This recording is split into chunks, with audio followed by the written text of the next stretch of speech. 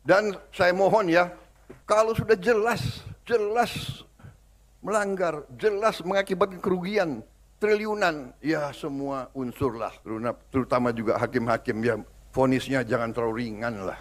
Vonisnya ya 50 tahun begitu kira-kira itu. Assalamualaikum warahmatullahi wabarakatuh. Saya FB Legal Voice. Ya, kita jumpa kembali. Menarik. Hari ini ya kita mendengar ya statement Presiden Prabowo.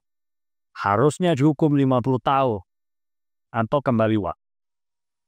Satu ekspresi Bapak Presiden kita yang menurut hemat saya adalah, sekalipun ini tidak tekstual ada di dalam peraturan perundang-undangan, tapi semangatnya dari beliau menunjukkan ekspresi kemarahan dan tuntutan presiden sebagai bentuk kritik terhadap dunia peradilan kita. Bayangkan ya, tuntutan JPU dan putusan hakim hanyalah kisaran antara 12 tahun dan putusan hakim 6 tahun 6 bulan. Denda 210 miliar ya atas kerugian negara ratusan triliun. Ya, kurang lebih 300 triliun. Ini ekspresi kemarahan beliau rasa-rasanya memang tidak mudah untuk dipenuhi oleh para penegak hukum kita, baik dia penyidik, penuntut umum maupun hakim.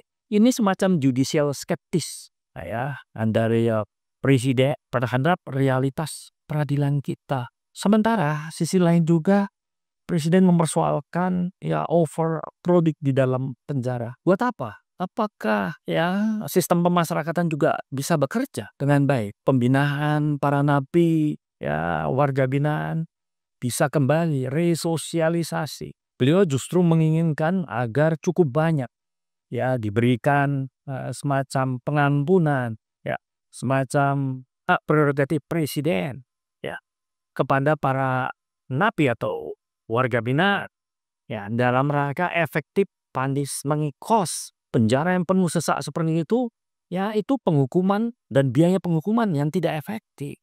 Ya, mungkin tidak secara keseluruhan, tapi secara random sequence itu menunjukkan bahwa konsep penjara, konsep pemasyarakatan yang digaungkan oleh Al Ross misal tentang konsep of punishment, konsep penghukuman, Donald Clement ya serta Harold Glazer sebagai pencipta penjara. Ya, yang menginginkan penjara itu tidak seperti yang digambarkan Cherif Bassioni. Penjara itu adalah relik barbarisme. Jadi jauh dari efektif, efisiensi, pemulihan napi ya, untuk kembali menjadi orang baik. Belum lagi ya situasi-situasi sekarang ini menunjukkan malpraktek penegakan hukum, ya, di mana ada praktek-praktek buruk, ya, praktek-praktek jahat penegak hukum yang kemudian dikritisi oleh masyarakat, yang bisa saja melumpuhkan hukum dan keadilan dan menghancurkan tata nilai. Belum lagi profesi hukum, ya pengacara dan praktisi hukum lainnya, ya rawan dari kecurigaan publik. Sistem peradilan yang bekerja dianggap arena hukum tanpa keadilan. Nah ini sebuah retorik ya sinistik, skeptis yang kemudian bergerak di dunia viralitas. Semacam narasi hitam putih, ya. Ini taruhan terhadap peradilan. Nah, maka itu saya menganggap wajar ekspresi Bapak Presiden Prabowo ya yang menuntut hukuman maksimal. Kalau tidak, buat apa? Ya, ampuni saja kesalahannya, kembalikan buah. Nah, menurut hemat saya ini adalah sebuah sikap mental seorang pemimpin negara yang melihat sistem penegakan hukum dan sistem peradilannya sulit bekerja optimal, bahkan menimbulkan kecurigaan publik, ya, menimbulkan kecurigaan terhadap equal am, ya, keadilan, keseimbangan di dalam penuntutan dan putusan, apalagi pemulihan pengembalian kerugian keuangan negara, ya.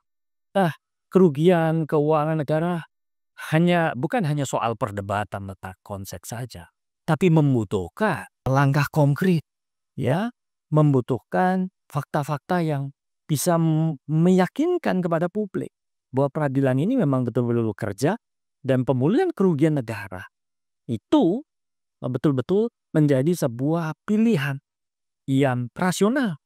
Jadi jangan sampai peradilan hanya berbiaya mahal, skenario berbudget mahal, tapi minim pengembalian kerugian keuangannya. Seharusnya disampaikan oleh Presiden Prabowo Subianto itu bukan refleksi sesaat ya atau refleksi kageta. Beliau pasti sudah mencermati report peradilan dengan segenap ya judicial note-nya ya catatan-catatan peradilan yang di masyarakat saat ini memunculkan sentimen negatif. Karena itu ya Presiden Prabowo sebenarnya ingin merasionalkan jalan peradilan kita di tengah kebutuhan pembangunan yang memerlukan biaya besar. Jadi kita anggar saja, ya kita hormati saja pandangan Bapak Presiden, kita dukung saja, ya karena sistem peradilan termasuk sistem peradilan tidak pidana korupsi tidak bekerja di ruang kosong, di ruang hampa, tapi bekerja di wilayah nyata. Dan ini disaksikan oleh seluruh masyarakat etis. Semoga harapan Bapak Presiden Prabowo Subianto ya memberikan guideline ya yang jelas, ya arah yang jelas sebagai pemandu ketatanegaraan kepada sistem peradilan kita. Jangan berlama-lama dengan argumen-argumen ya formalitas prosedural peradilan, tapi miskin esensinya, yaitu pengembalian kerugian negara yang cepat dan dibutuhkan oleh bangsa ini.